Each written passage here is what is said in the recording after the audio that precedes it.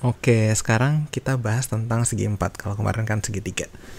Jadi kalau misalnya segi 4 itu, atau bahasa Inggrisnya quadrilateral, ya, ini basically adalah suatu bentuk yang punya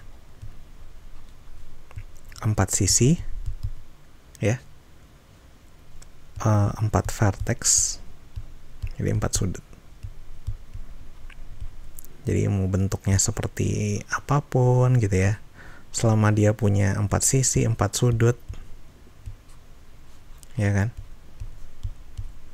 Ini kita bilangnya segi 4 atau quadrilateral gitu ya.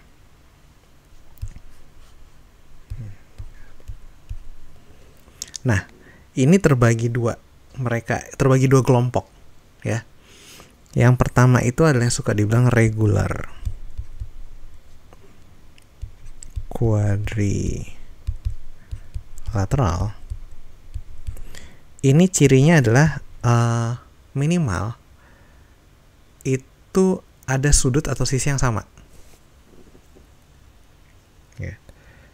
Jadi punya sudut, ya kan, dan sisi yang sama besar. Bisa 4-4-nya, bisa 2-2-nya. Tapi kalau irregular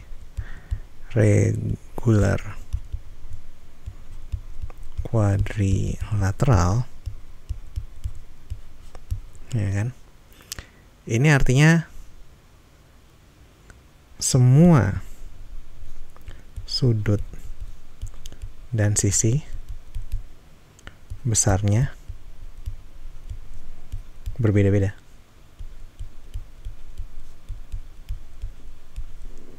Itu ya. Oke. Nah, ini ada beberapa contoh yang paling sering muncul. Jadi karena ini segi 4, sebenarnya dia ada banyak sekali.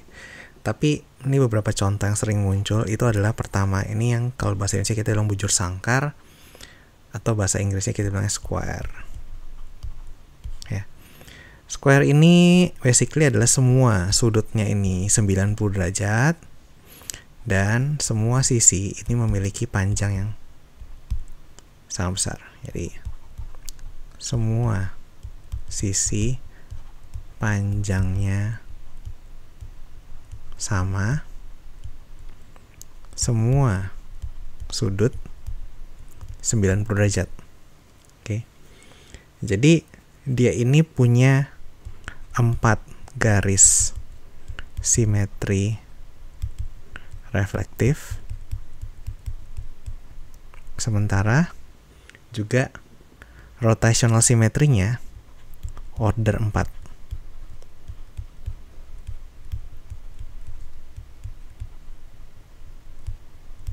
Oke. Ini kita bilang square atau bujur sangkar. Nah, satu lagi yang kita suka bilang ini bahasa Indonesia suka bilang persegi panjang ya, atau bahasa Inggrisnya rectangle. Sorry.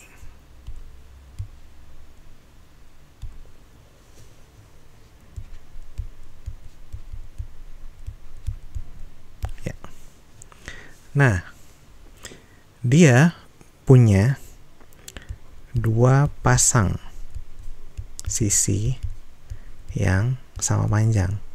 Jadi bukan 4-4-nya sama panjang, tapi berpasangan mereka. Kayak yang ini sama panjang, sementara yang ini sama yang ini sama panjang, gitu ya. Kemudian masih sama semua sudut 90 derajat. Nah, tapi karena berbeda ininya, panjangnya, dia itu cuma punya 2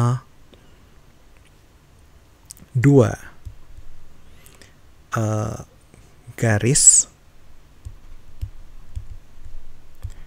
reflektif simetri, ya, dan rotasionalnya simetrinya ini order 2.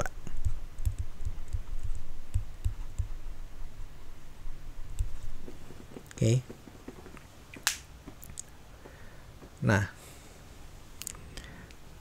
kemudian kita juga punya satu lagi yang mirip persegi panjang, tapi kayak persegi panjang yang lagi digeser gitu ya.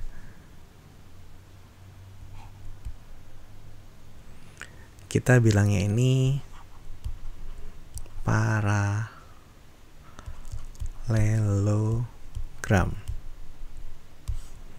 Nah, ini sudutnya jelas nggak ada yang 90 derajat, tapi sudut ini itu sama dengan sudut ini. Jadi ini saya bagi dua biar sama. Nanti sudut ini sama dengan sudut ini. Yang ini sama dengan ini, sudut ini sama dengan sudut ini.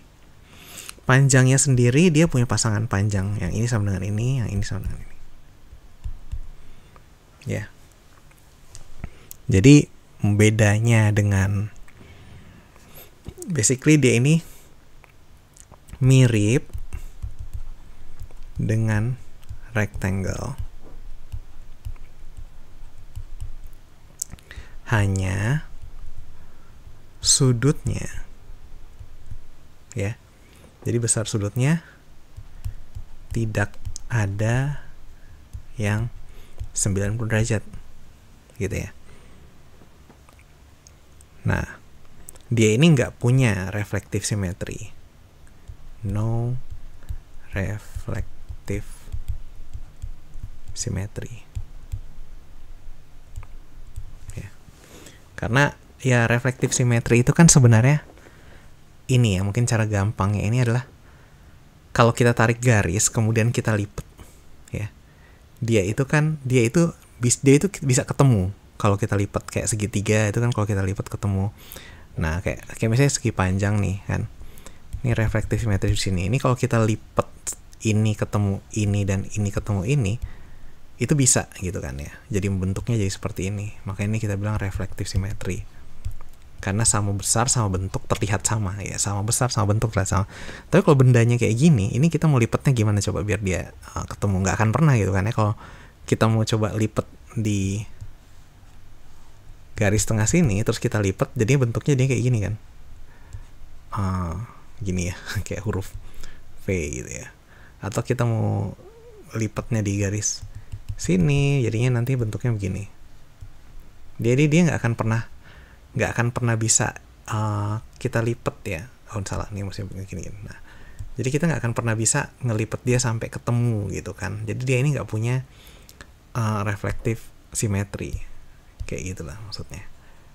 Sementara kayak segi panjang tadi ini bisa kita lipat.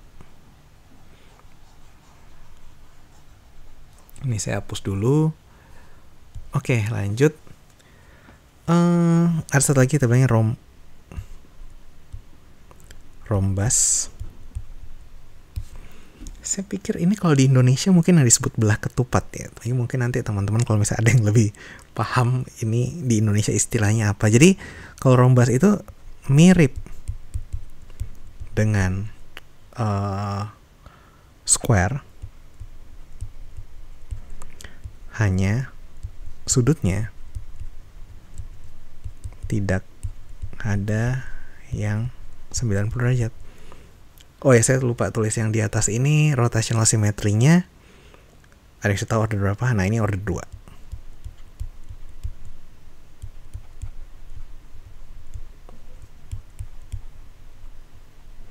Karena pada saat kita muter 90 derajat dia jadi gini. Tapi pada saat kita muter sekali lagi, dia itu akan bentuknya mirip seperti ini. Jadi gini, kalau misalnya kita bikin bentuknya kayak gini gitu ya, kita kasih nama A, B, C, D, ya kan?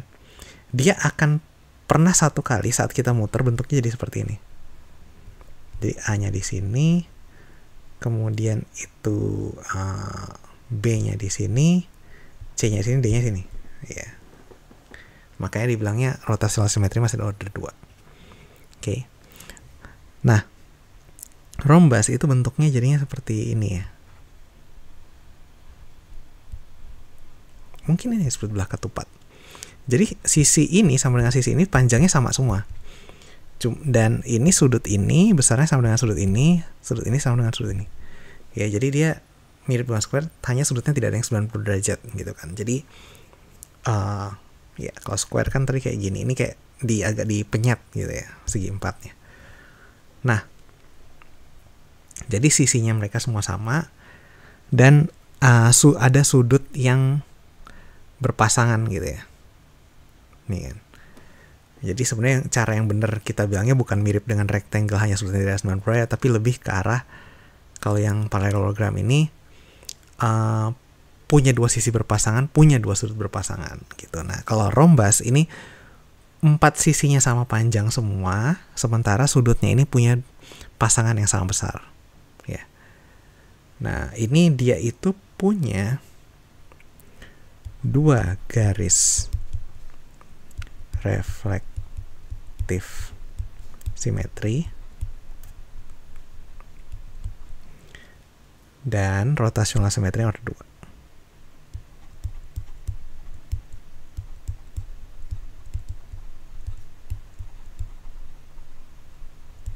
Kenapa dia punya 2 garis? Ya, lihat aja bentuknya kan, karena dia bentuknya ini sama dan ini sama panjang, artinya kalau saya bagi di sini, ini kan bisa kelipet jadi bentuknya jadi kayak gini ya. Jadi ini sebenarnya jadi bentuk yang sama gitu kan. Sama kalau misalnya saya baginya di sini. Nanti bentuknya jadi seperti ini. Kalau kita lipat gitu kan. Nah, ini kan sama. Oke, lanjut. Nah, ada satu bentuk yang lebih aneh. Ini kita bilangnya trapesium. Ya. Jadi trapesium itu cirinya simpel aja.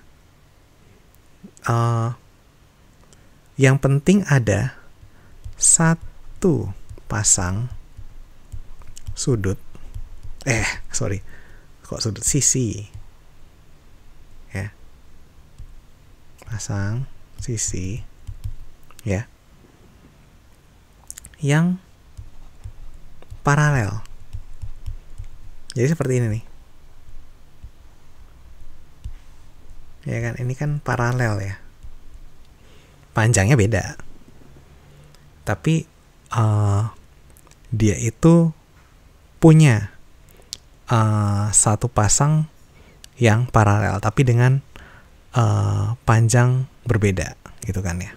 Nah, panjang yang ini sama nggak? Bisa sama, bisa beda. Tapi pada saat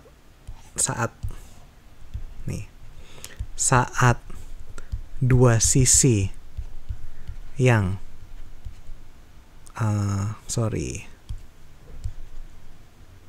saat dua sisi yang tidak paralel punya panjang yang sama, kita sebut namanya itu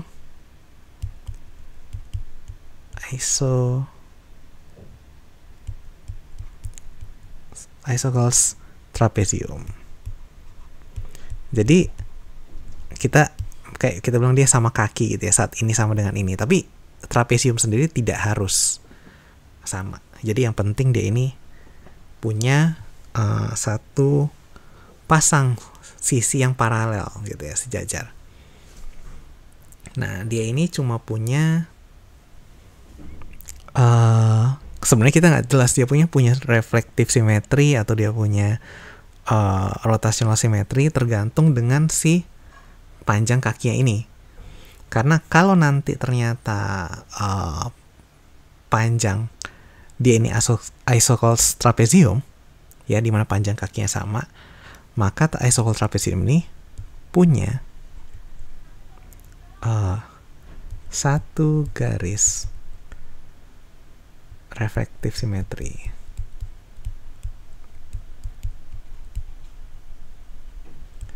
Ya, karena kan kalau misalnya dia bentuknya kayak gini, kemudian ini sama ini panjangnya sama, artinya dia bisa kita bagi di tengah sini kan. Kita bisa lipat gitu, sehingga bentuknya jadi seperti ini. Gitu. Ya. Jadi ini dua sisi yang tidak paralel, sementara dua inilah yang kita bilang sisi yang paralel. Oke. Nah, mungkin bentuk terakhir itu yang kalau di Indonesia kayaknya suka disebut sebagai layang-layang ya. Karena sisi ini panjangnya sama dengan sisi ini panjangnya sama dengan sisi ini, sudut ini sama panjangnya sudut ini, gitu ya. Tapi sudut ini sama sudut yang ini beda. Ya, jadi kita kasih 3, ini beda. Ini sama sama. Ini kita sebenarnya kite. Ya. Inti dari kite ini adalah dia itu punya 2 pasang sisi yang sama besar dan 1 pasang sudut yang sama besar. Besar gitu ya. Kan kelihatan ya, di sini sisi yang sama besar yang mana aja, yang ini sama yang ini sama besar, ini sama ini sama besar. Jadi 2 pasang yang sama besar. Nah, kalau sudutnya sendiri cuma 1 pasang yang sama besar, yaitu sudut ini ya sama sudut ini. Yang kiri sama yang kanan. Ini sama ini beda, ini sama ini beda. Jadi kita bilangnya ini biar kelihatan, ini sudut sama besar ya kan, 1 pasang sudut yang sama besar. Sementara sisi yang paling saling ini ya, istilahnya saling deket gitu ya, berdekatan, ini panjangnya sama, ini sama ini sama, ini sama ini sama. Oke, jadi dia itu rotational simetrinya tidak ada atau cuma order 1.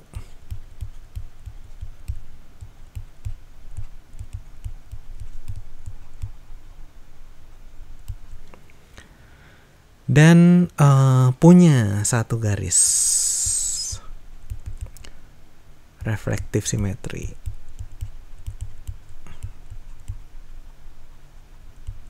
Ya, di mana di tengah ini kan. Ya.